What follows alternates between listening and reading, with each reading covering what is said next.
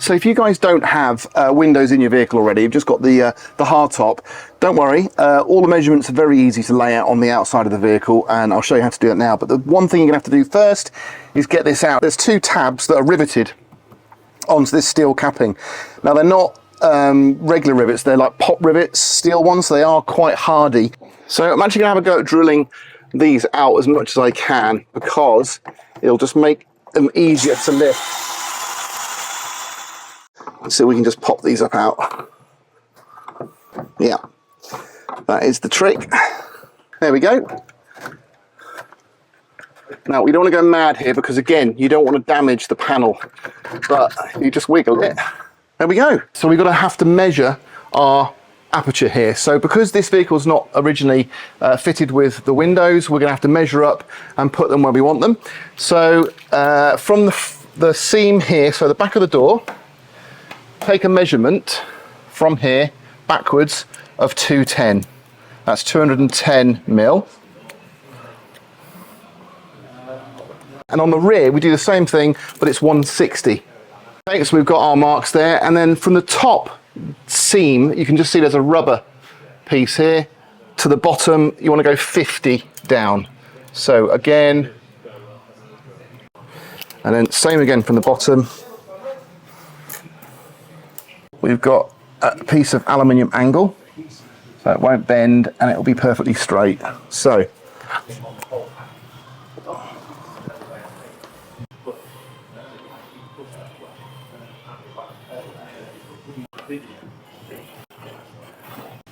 for your rounded corners, you want to use a roll of masking tape, put it in the corner so it's touching the top and the side, and just do a little radius there, look.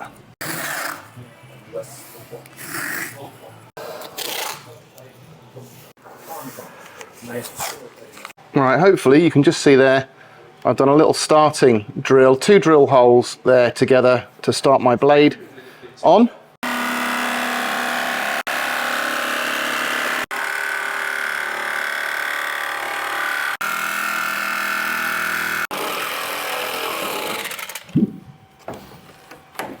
There we go. Right, so we had a little bit of a wobble at the top there on the blade, but otherwise nice clean cut. So a couple of things that were important there is, obviously when I got to this stage here, I knew how to turn. I just lifted the jigsaw away from the body so as not to damage the capping, because this isn't going to be covered. Went up, and then when I came to join here, I just made sure that I put a little bit of weight on pressure on that panel so it fell inwards rather than falling outwards. So you can see there, I just simply used a jigsaw. It didn't take any time at all. This is thin aluminium. That's a nice sharp fine metal saw blade on there, and the fact that it's cordless really helps as well. We've now got to just apply this trim that comes in the kit. Now this is just a finishing trim that never actually used to come with the kits. This is quite a new thing, and this just pushes round. So I'm going to start it at the bottom here.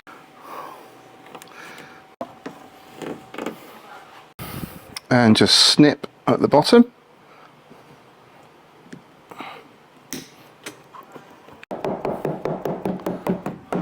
It's not just a cheap rubber trim that you'd get in some other kits. It has got the grippers on the inside, the stainless steel grippers, so it gets a nice finish, and I think that just makes the job look a lot tidier. With the kit, you do get everything you need. Now, you've got these little applicators for the primer. Now, the primer has to go both on the bodywork and on the glass, on the printed area of the glass, and you let that dry for 10 minutes on both sides, and that just gives it a really good key for this bonding agent to stick to. So we're going to do that first. They also give you some wipes, so we can actually wipe the glass clean first, and we'll do that on the panel and the glass, just so everything's clean. And you even get some very attractive gloves. Actual tape wasn't sticking, so I'm really hoping this hasn't been ceramic coated, because that could cause us a bit of an issue. But this wipe should get rid of anything that's on there, and we'll use the same wipe now on the glass. The matte area is wider on one end than the other. So that is going to be our rear. That's our front. That's got the logo on it, so we'll put the logo at the back. But let's get the primer on and we're ready to go. No huge rush with this. You can take your time because although it has to dry for 10 minutes, that's all. You can leave it for a bit longer if you need to, so don't worry about that. But basically, try not to drip it. Okay, these little cotton buds are incredibly absorbent, so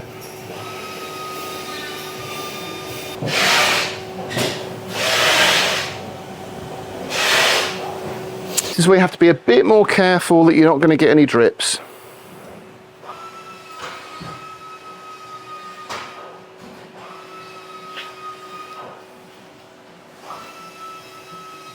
It's okay to get a drip on the actual panel that you're bonding, but you don't want to get it on the vehicle. So I don't know if you can see here on this nozzle, it's actually got a V shape in it. Now the reason this is great is because when you actually put your mastic or your bonding glue on here, you want it to be in a ridge, sort of like a mountain range that goes all the way along.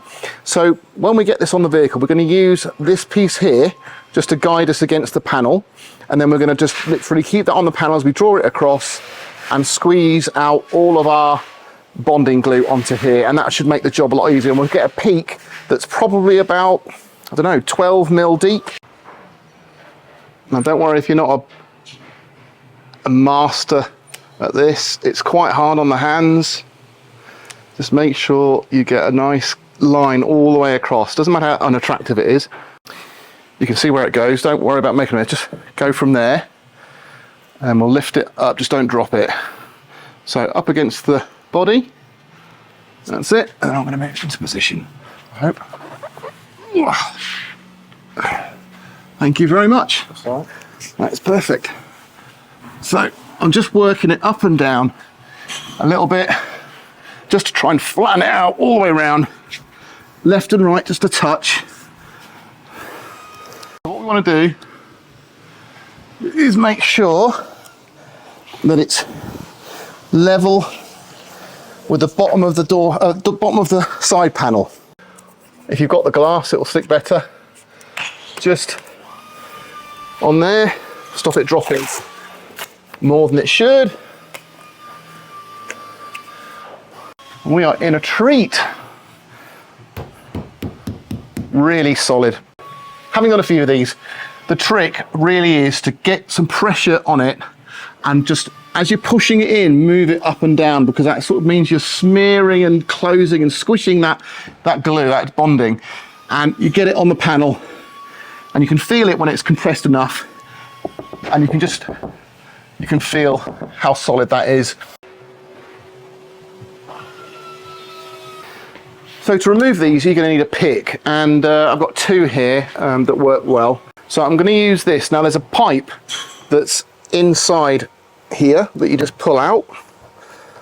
So you just grab it and pull it out. So you can see here I've got it in my hand. So that's an infill, and that's what gives that rubber its strength. Now we should then just be able to pop this out. They are strong, it's tempered glass, so you don't have to be too frail with it.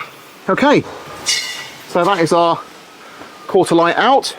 So unlike the side panels, the quarter panels for the rear are handed, because the other one's got a section missing for the hinge. And you also obviously have front and rear again, so this is a nice smooth shiny side. That's the outside, and then we've got the printed edge here. The VGS logo goes at the bottom, so you can see it from the outside. Let me just swivel the camera around, and you'll see on here that we're just going to offer it up into place like that. You just need to make sure that these two pieces of glass are not touching. You definitely need to leave at least 1, if not 2 mil gap, and we'll fill that later. But if they're touching, they're going to smash when you're driving.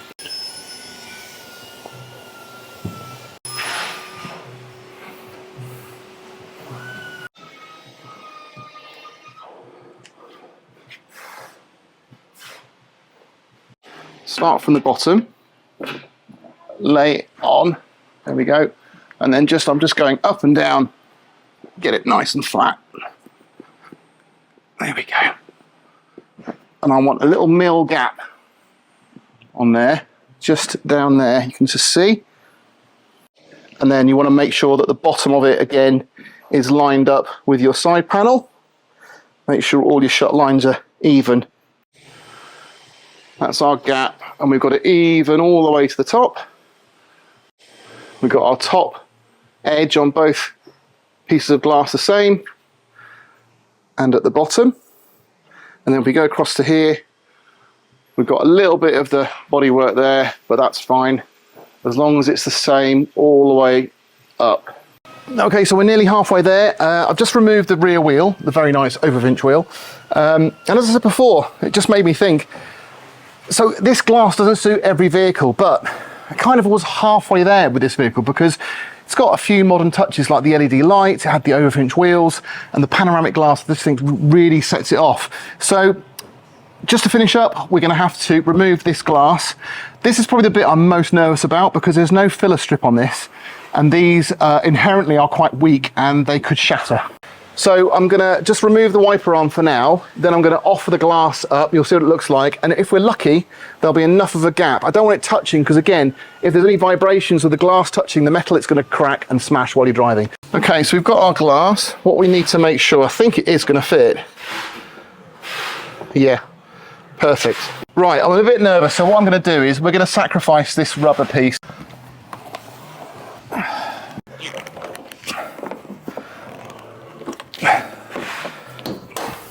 Right, I'm gonna, you got it?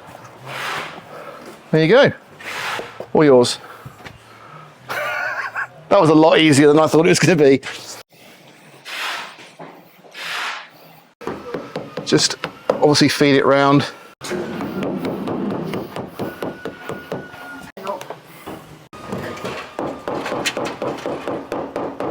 Okay, so we've got our fill trim in here, and that really sits nicely. There's sort of an air pocket sponge pad in there that's going to sit against the glass nicely. And again, when we fitted it, I'll show you from the inside. But you've seen me do this already. I'll put it in time lapse, and you can watch me do the rear door.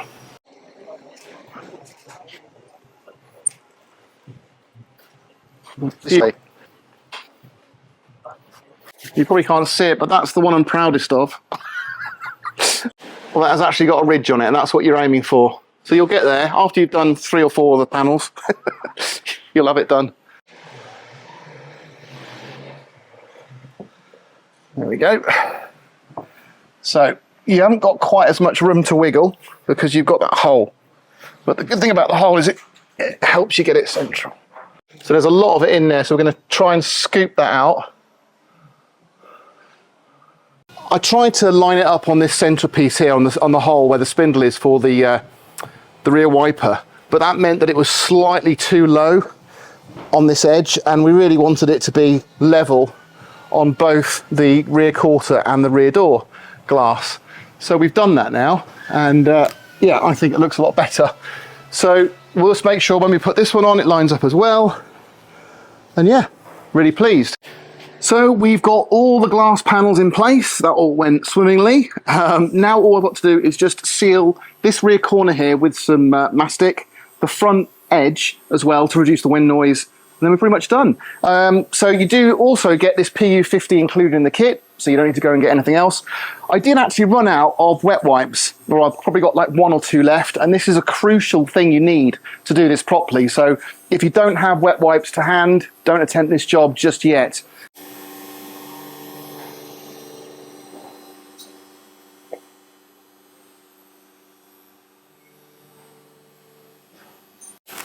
I think that was the best one. The first one I did